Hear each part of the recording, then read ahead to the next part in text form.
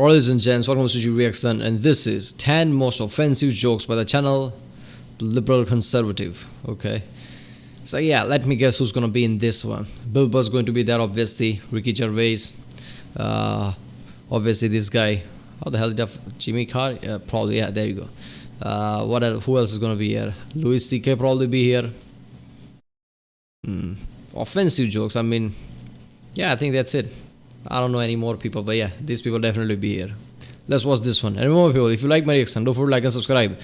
So I know which type of videos to react to more, comedy or history or whatever. So yeah, and check out other reaction. There's a link in the description. Check out Carr for all the playlists. So yeah, let's watch this one. They say there's safety in numbers. Yeah? Tell that to 6 million Jews.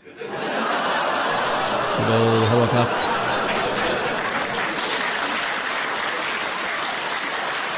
I did a big charity gig last year for... Well, technically, there is safety in numbers, obviously, but opposing party has to have less number than you. Then there is safety in numbers. Hitler had much more numbers than Jews, I think. Well, where it matters anyway. You can, military power. Hitler had much more than that. Autism.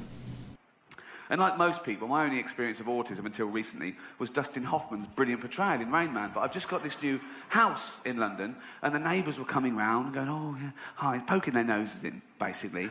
But I thought, I'd be nice to them for now. When I get a big gate, they can fuck off. One couple, they've got an autistic son. And the mother was talking to me and said, oh, this is Douglas, he's 17, and he never goes out because he hasn't got any friends. So I thought, right, okay, this is where I can show him that, I'm a rich, handsome man off the telly, but I've also got a heart of gold. And I said, oh, I'll take him out. And really? I went, yeah. So I went back on the Saturday, true, and she said, oh, he loves the zoo. And the zoo's only about a mile from my new house in Hampstead I live. And so I'm walking along the street with Douglas, okay, and he doesn't take his eyes off his mum all the way along the street like that. And his mum's in the doorway, and she's waving to him, and she's crying, right? Eventually she shuts the door and she goes indoors. I hailed a cab and said, right, take us to the casino. So... Classic Ricky. You got to make it work for you, haven't you? So because obviously we all know all autistic people are so great with numbers and counting numbers, yeah. I signed him in. He had a little suit on and everything. I thought, this is going to be brilliant, okay? I went straight to the blackjack table. That's their best one. I don't know why. They're brilliant at that. You can make more there. I went, okay, Dougie, you know the score. Bet 2 for good and 1 for bad. Do you understand? He went, yeah. I went, hoo. So I was betting. I was about £1,000 down in half an hour. And I went, sorry, hold on. Douglas, do that thing, count the cards, do that thing. Tell me when there's a good card coming, tell me bet 2 for good. Do you understand? He went, yeah. So I was another £1,000 down. I thought, what sort of an autistic... So I was confused. I threw some toothpicks on the carpet. I said, how many? He went, I don't know. I said, there's 7. I can see there's 7 from here. All autistic people are great with numbers, obviously. But they're counting number things. I mean, and the casino sees or thinks that somebody's counting cards and they throw them out. But if somebody's just, really good not counting cards and his just luck is good and he's just constantly winning, the house would still go like you're counting cards and throw them out. I mean, they don't need physical proof or any proof like that. They could just say, you're winning way too much, so you must be counting cards. That's just fucked up, isn't it? Oh. Wow. Why did I get that one? Get that one. So I took him back home and I said to the mother, there's been a mistake. Mine can be defective. defective. But he's got none of that clever shit. In Greenford. I live at home with my mum. It is not surprising to see Ricky Gervais is really offensive in lots of places. That's whole his thing. He just smiles and says offensive shit like that. It's awesome. I've seen lots of his clips and they're just awesome like that. Still, thank you for that judgmental silence. No, I like to get out of the way from the top, because I've come to realize that, some people do have a bit of an issue with the fact that I still live at home with my mum.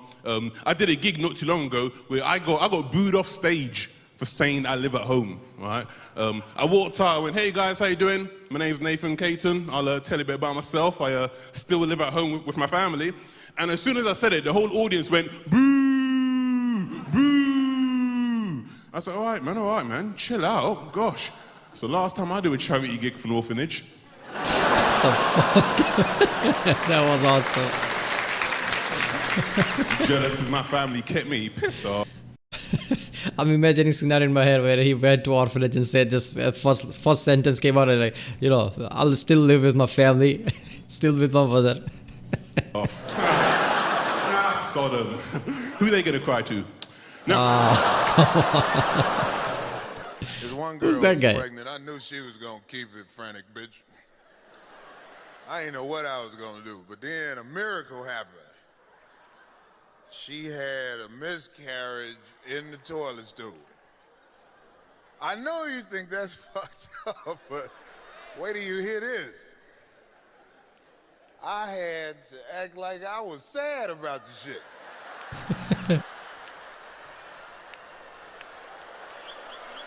Nigga, I was at the stool like, not the baby. He might be laughing there, but no one will know.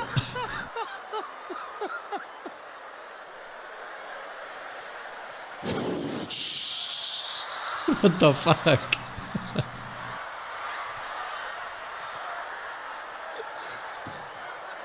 Bye, Daddy. Bye, little motherfucker. I don't know you, sir. Motherfucker.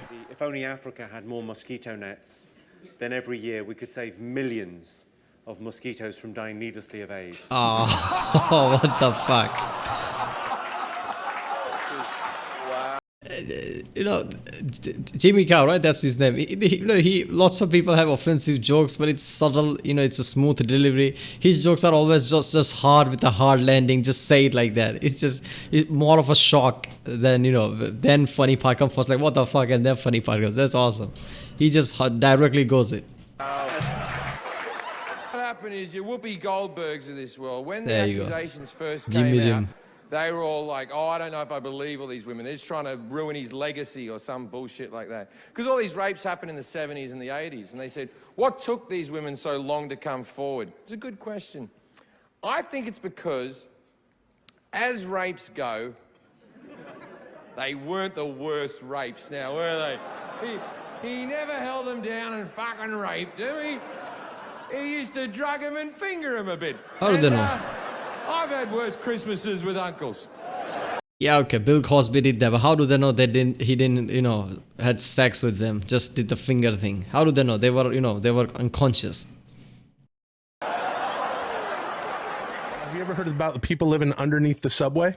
Yeah, mole people. Yeah, in New York, there's people in the There's a whole community. Yeah, well, there's different subway tunnels that the trains don't go down anymore. Yep. So a lot of people who are homeless have set up these cardboard cities down there. That's what they deserve. And it's pitch black, What the fuck? dude.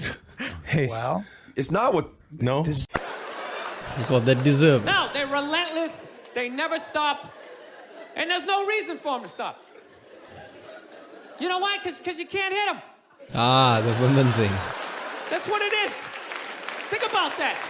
There's no physical ramifications for people. Look, I'm all for feminists and real feminist movement, not one of those, you know, taking things out of context type of thing, proper feminist women above women's right. I understand all that. But you can't just go around and say, you know, women are equal to men. People, you know, lots of women also argue that you know, women are just as strong as men, which is scientifically false. When something is scientifically false, it's not up to debate, it's not up to discussion, it's just what is. But they're still like, you know, the new evidence came that, you know, Viking women were just as warrior as, you know, the male counterparts during the Viking times. No, it wasn't, man. There is no evidence like that. So, you know, they are like, we are equal, treat us as equal. But then again, it is socially unacceptable to, you know, punch a woman, but you can punch a man too, who cares? I mean, yeah, some things are just, you know, you can't just, I don't know, did Billboard said it or somebody else? I don't know. You can't pick and choose. If you want equality, then all the shitty things that men have, you have to accept that too. It's now your part of life. Somebody could punch you in the face too, if you want proper equality. I mean, there are women I know of, they're, you know, batshit crazy, do really shitty things like, you know, damages a car, scream at people, and, you know, lots of things. And you can't physically do anything, even though they can. I mean, that's just weird, man. Being an asshole when you're a woman. Do you know how much of a dick I would be if it was socially unacceptable to kick the shit out of me? Yeah.